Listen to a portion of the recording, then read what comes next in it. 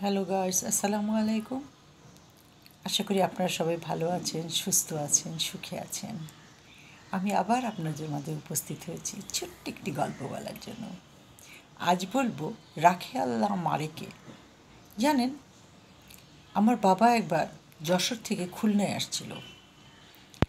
হঠাৎ করে ওই বাস রেলিং ভেঙে পুকুরে পড়ে যায়। আর সেই দিনের বাসগুলোর কী অবস্থা ছিল জানেন? ওই যে মুড়ির টিনের বাস বলে, সামনের দিকে নাকটা লম্বা। হঠাৎ করে পুকুর পাড়ের একটা বড় আম গাছ ছিল, তার একটা ডাল জানলা দিয়ে ঢুকে বাসটাকে ভাসিয়ে রাখে। আমার আব্বা লাফ দিয়ে জানলা দিয়ে নেমে যায় এবং যাত্রীরা সবাই জানলা দিয়ে নেমে যায়। বাবা যখন সাঁতরে পার হবে, হঠাৎ একটা লোকের চিৎকার শুনে, আমাকে বাঁচাও, আমাকে বাঁচাও। তাকিয়ে দেখে লোকটা অন্ধ, তার চশমাটা পড়ে গেছে, সে চোখে আর কিছু দেখে না। বাবা ফিরে যেয়ে লোকটার চুল ধরে ঠেলে তাকে পাড়ে তুলে নিয়ে এসছে। তখন লোকটা প্রাণ ভরে আমার বাবাকে দোয়া দিয়েছে। বাবা নেমে বলল, চোখে দেখেন না? তো বলছে, না, চশমাটা কোথায় যেন পড়ে গেছে। বাবা বলল, কেউ সাথে আছে? বলল, হ্যাঁ, আমার একটা ভাই। এই সময় বাবা ঘুরে দেখে তার ভাই তীরে উঠে এসে তার ভাইকে জড়িয়ে ধরল। আমার বাবাকে ধন্যবাদ জানিয়ে দুই ভাই ধরাধরি করে একটা বেবি ট্যাক্সিতে উঠে চলে গেল। আমার বাবাও বেবি ট্যাক্সিতে উঠে অন্য বাস ধরল। বাসায় এসছে যখন, বাবার সারা শরীর ভেজা। মা বলল, সমস্ত শরীর ভেজা, কী হয়েছে তোমার, বলো।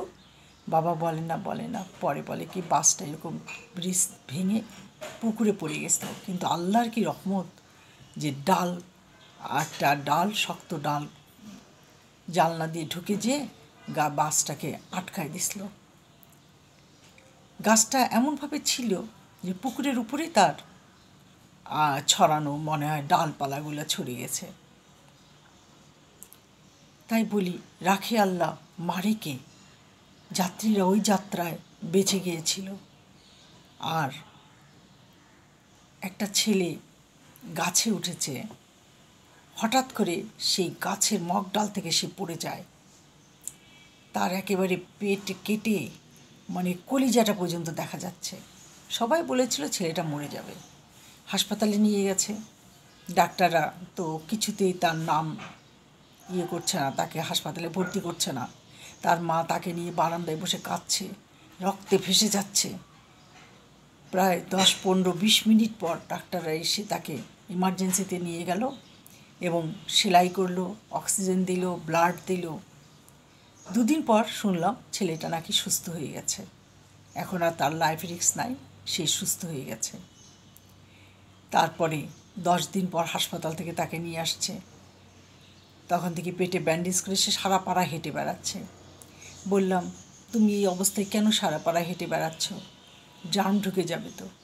বলে, না পা, আল্লাহ যখন একবার বাঁচাইছে তখন আর মরুম না। তাই ভাবি, রাখে আল্লাহ মারে কে। আল্লাহ যাকে হায়াত দিবে তাকে এইভাবেই আল্লাহ বাঁচিয়ে দিবে। আর যার মৃত্যু হবে, যে কোনো ওসিলায় সে মারা যাবে।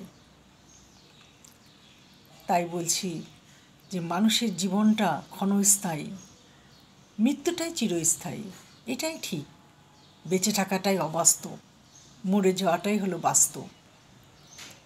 কিন্তু আল্লাহ যখন মানুষকে তার রিজিক, হায়াত রেখে দেয়, তখন সে যত বিপদেই পড়ুক, যেভাবেই পড়ুক, বেঁচে যাবে। আমার এক ভাইয়ের ছেলে 6 মাস বয়স, কাজের মেয়ে ছাদে নিয়ে গেছিল। হঠাৎ করে কাজের মেয়ের হাত ফসলে ছাদ থেকে সে পড়ে যায়। 4তলার ছাদ থেকে সে নিচে পড়ে যায়। এই মেয়ে দৌড়ে এসে ভাই ভাবিকে বলতে কান্নাকাটি করে সবাই নিচে নেমে এসে দেখে বাড়ির পিছনে যে জঙ্গলটা আছে, সেই জঙ্গলে সে নিচে চুপচাপ বসে আছে। তাহলে আল্লাহ এই 6 মাসের শিশুটাকে কিভাবে বাঁচিয়ে দিল? তার কিচ্ছু হয়নি, সে কোথাও ব্যথা পায়নি। আরেকবার 3তলার ছাদ থেকে একটা মেয়ে বাচ্চা পড়ে যাচ্ছে। কয়েকটা ছেলে বল খেলছিল, হঠাৎ দেখে একটা বাচ্চা পড়ে যাচ্ছে। ওই দড়ির মধ্যে বিছানার চাদর লাড়া ছিল, এটা স্টাফ কোয়ার্টার বলে ওটাকে। তো ওদের চাদর টাদর এটা লাড়া ছিল, সঙ্গে সঙ্গে তারা 2টা চাদর নিয়ে ছেলেরা দাঁড়িয়ে গেল। বাচ্চাটা আস্তে করে টুপ করে চাদরের উপর পড়ে গেল। তার বাবা মা এসে বাচ্চাকে জড়িয়ে ধরল। তাই বলি যে রাখে আল্লাহ মারে কে, আল্লাহ যার হায়াত দিবে এভাবেই দিবে, মৃত্যুটা অছিলা মাত্র। যাই হোক, আজ এই পর্যন্ত। ভালো থাকেন, সুস্থ থাকেন। আল্লাহ হাফেজ।